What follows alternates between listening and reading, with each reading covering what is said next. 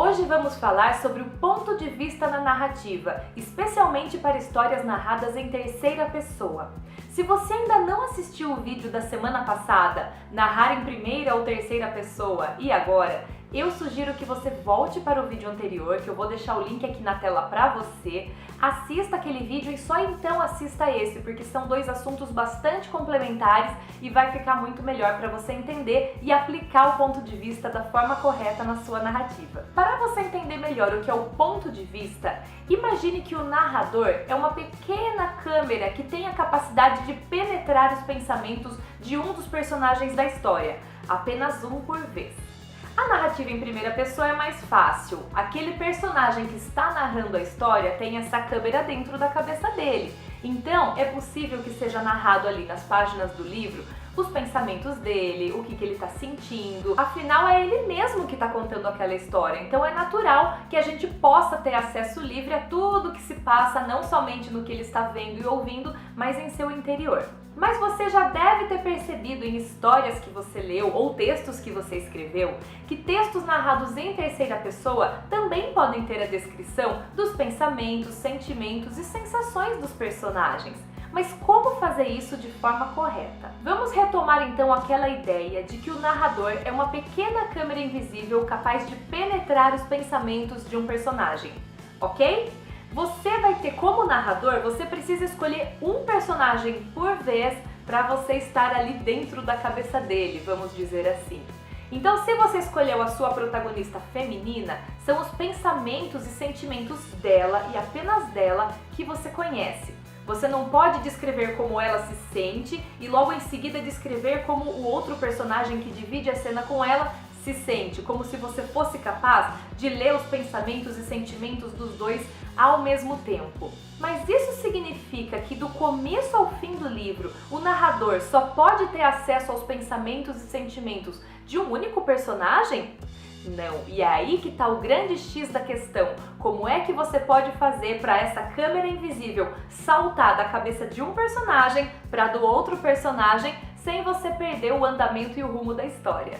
Para exemplificar o uso correto do ponto de vista, eu escolhi o livro O Duque e Eu, da Julia Quinn. Vamos entender primeiro o seguinte, um livro ele é dividido em capítulos e os capítulos são divididos em cenas. Como assim? Deixa eu pegar aqui a parte que eu marquei para vocês, olha. Aqui o capítulo 3, ela começa uma descrição do capítulo e percebam que aqui tem uma interrupção. É quando começa uma nova cena. Quando é que uma cena precisa ser interrompida dentro de um capítulo e dar início a outra? Vários são os motivos para que isso aconteça. Um deles é uma mudança de cenário, você pode estar descrevendo o que acontece em um lugar e saltar para descrever o que acontece em outro. E outro motivo é justamente a mudança do ponto de vista, que é exatamente o que acontece aqui no capítulo 3 que eu vou mostrar para vocês. Esse capítulo, a Julia começa com o ponto de vista da Daphne. Então o capítulo começa assim. Daphne pensou que a noite não poderia ficar muito pior. Primeiro, vira-se forçada a passar o tempo inteiro no canto mais escuro do salão de baile, o que não foi muito fácil, já que Lady era claramente uma apreciadora. Então é muito fácil perceber que aqui no começo do capítulo 3, a câmera invisível do narrador está na cabeça da personagem Daphne, ok? Então vamos ver o que acontece aqui no final desta cena, antes dessa pequena interrupção. Eu vou ler esse final, mas cortando alguns pedaços para não ficar muito longo, ok? Por que isso a incomodava tanto, não sabia. Talvez porque tivesse consciência de que um homem como ele jamais se interessaria por uma mulher como ela. Ou então porque ela se sentia como a última das criaturas, sentada no chão diante da esplêndida presença dele. Ou ainda simplesmente porque ele estava ali parado rindo como se ela fosse alguma espécie de atração circense. Mas qualquer que fosse o caso, Daphne foi tomada pela rabugice e franziu a testa quando perguntou: "Quem é você?" É aí que termina essa cena. E é aí que tem essa divisão da cena. Por que isso acontece se não mudou o cenário? Em seguida, já continua o diálogo deles. Mas o que a autora fez nesse momento? Ela mudou o ponto de vista. Ela tirou a câmera invisível da cabeça da Daphne e passou para a cabeça do Simon. Porque olha como continua a cena logo após essa interrupção. Como continua não, como inicia a nova cena, na verdade. Simon não sabia porque não tinha respondido a pergunta dela de maneira direta, mas algum diabinho fez com que dissesse: Minhas intenções era ser seu salvador, mas é claro que você não precisa dos meus serviços. Ah! Exclamou a garota, parecendo mais tranquila. Ela apertou os lábios, torcendo-os levemente, enquanto pensava em como continuar. Bem, muito obrigada então, eu acho. Vou interromper aqui para explicar para vocês.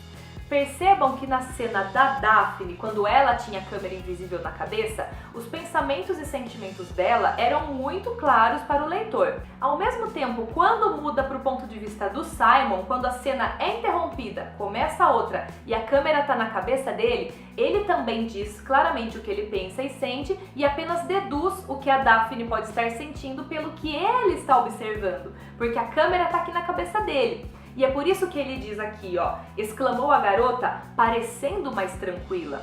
Ele não podia dizer, ah, exclamou a garota, sentindo-se mais tranquila, porque não é com ela que tá a câmera nesse momento, é com o Simon.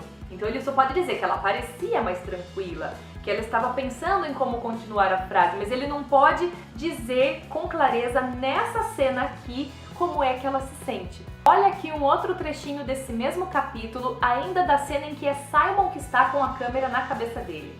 Simon decidiu que estava na hora de parar de agir como um grosseirão e respondeu: desculpe-me, é claro que eu vou ajudá-la. Mesmo que eu não soubesse em qual cabeça de qual personagem está a câmera nesse momento, é bem claro que aqui o ponto de vista é do Simon, porque para o narrador poder dizer Simon decidiu que estava na hora de parar de agir como um grosseirão, a gente está tendo um acesso ao que ele realmente está pensando. Se essa cena estivesse no ponto de vista da Daphne, ela diria: Simon pareceu pensar, pareceu em dúvida sobre o que dizer e respondeu. Porque a gente só podia dizer o que a Daphne estava vendo, o que ela estava percebendo, o que ela estava ouvindo. Mas nesse momento a gente conhece tudo sobre o Simon. E logo em seguida, olha o que ele diz aqui. Talvez ele esteja bêbado, insinuou Simon. Ela pareceu desconfiada. Olha aí, ele disse, ela pareceu desconfiada. Portanto, é esse o cuidado que você precisa tomar quando estiver narrando uma história em terceira pessoa. Se você começou aquela cena, aquele capítulo, conhecendo e tendo acesso aos pensamentos e sentimentos de uma personagem, é sempre sob os olhos dela e nos pensamentos dela que você vai se manter. Se você deseja narrar uma próxima cena ou um próximo capítulo da cabeça de um outro personagem, é preciso que exista então essa interrupção, ou o início de uma nova cena ou o início de um novo capítulo. Não importa se os dois personagens que você quer abordar estão no mesmo ambiente ou estão em ambientes diferentes. Por exemplo, pode ser que você tenha uma personagem que está ali na casa dela assistindo televisão e você quer narrar a cena dela, depois você interrompe a cena ou capítulo e narra um outro personagem que está ali em outro cenário, em outro ambiente.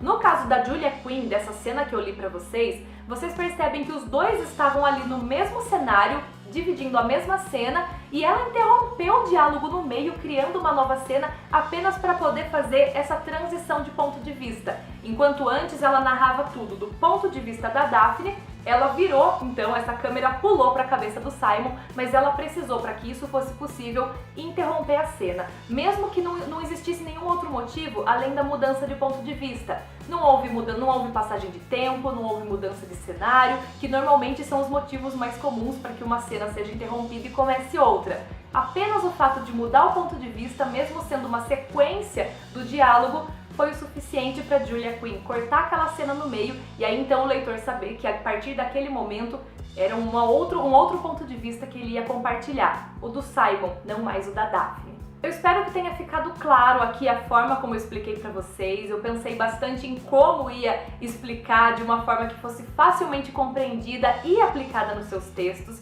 E eu peço para vocês que escrevam nos comentários se ficou simples, se ficou alguma dúvida, porque se eu perceber que alguma coisa não foi bem explicada, no vídeo da semana que vem eu gravo um complemento, eu explico melhor alguma coisa que possa ter passado despercebida por mim.